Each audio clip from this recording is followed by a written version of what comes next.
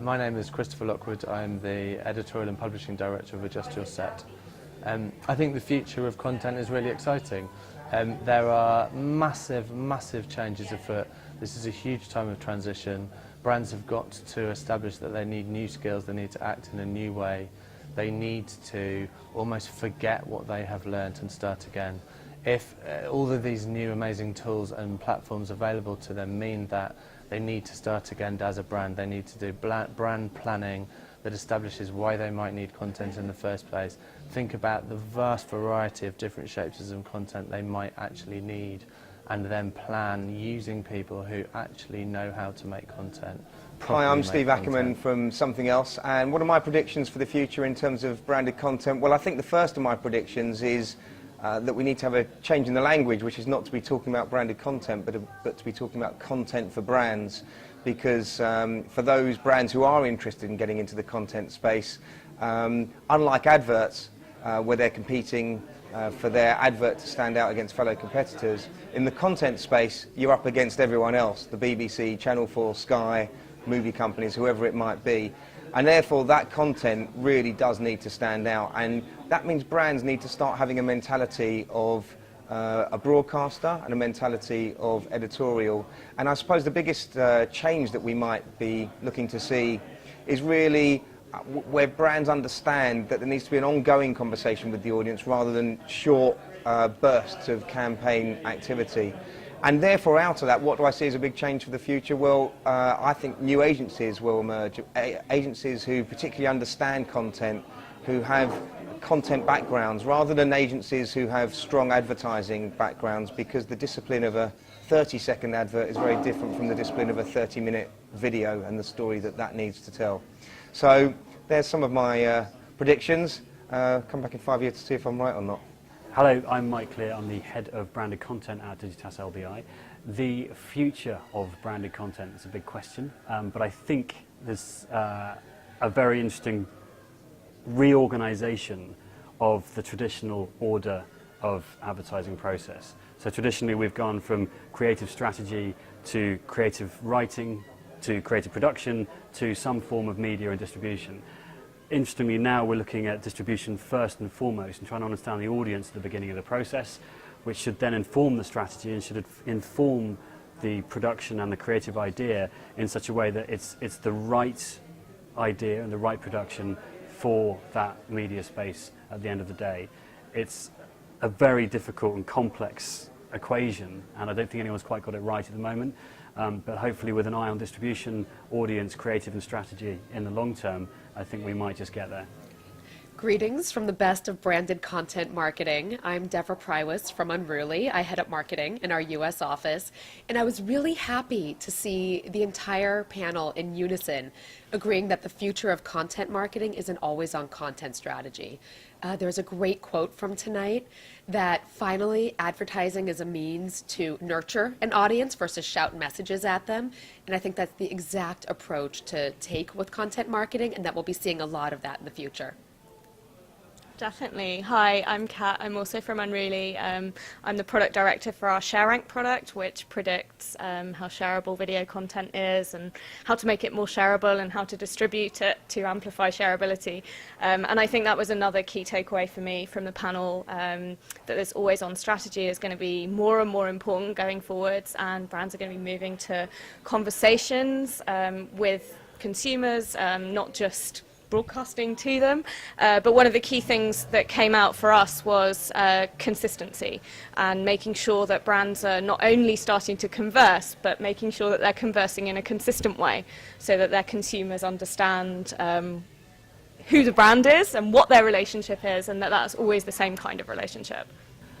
So my name's Jemima Gibbons, and I've got a product service called the Social Media Launch Pack, and I work mostly with small businesses and individuals who want to use social media properly.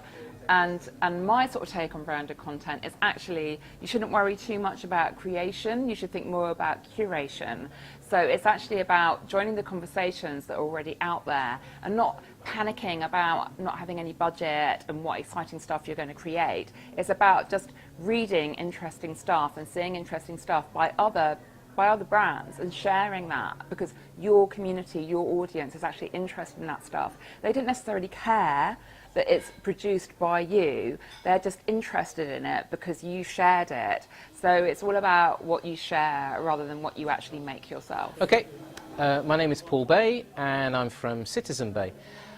I have just heard all of the speakers and the discussion session at the branded content evening, which was great. Two things that come to mind. First of all, the focus on content, I would suggest, needs to focus on content over a long period of time rather than a focus on the individual piece of content. Because the challenge that many clients have, many agencies also have, is how to make sense of a world where people are expecting conversation, engagement over a long period of time. So it's nice to talk about an individual piece of content, but the challenge is how to keep relevant over a longer period of time. That's the challenge that many brands face. So I would encourage everyone involved in the branded content space to be thinking about content calendars, to be thinking about staying continually relevant, to be thinking about how to keep trying to create something that is going to be exciting or interesting or informative. The second interesting thing I'm finding around the space of content is who is going to be playing the role of assisting brands in developing that content. Now, many agencies, whether it's advertising or media or PR, are all feeling that they can play that role, and good on them, and I'm sure a number of them can and are already. But I'm very excited about seeing other players in the marketplace who I think have got an amazing insight and knowledge around how content can truly connect with people. First of all, are broadcasters, people who are in the business of creating content, and publishers who create content, whether it's audiovisual, audio, or the written word. Their job is to continually create stuff that is going to excite and interest people every single minute of the day, every single day of the year. So there's one group of people who have amazing skill sets that aren't fully maximising that value that they have directly to clients. And the second lot are people who also make content, so production companies. These guys equally have an amazing insight around how to create content that's going to excite people.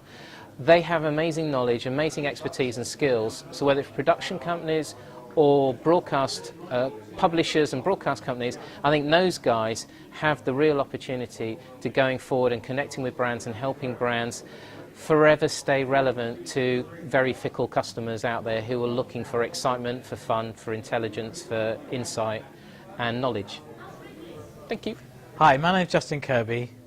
I represent a company called 10th Wave, who are a specialist digital agency in the US.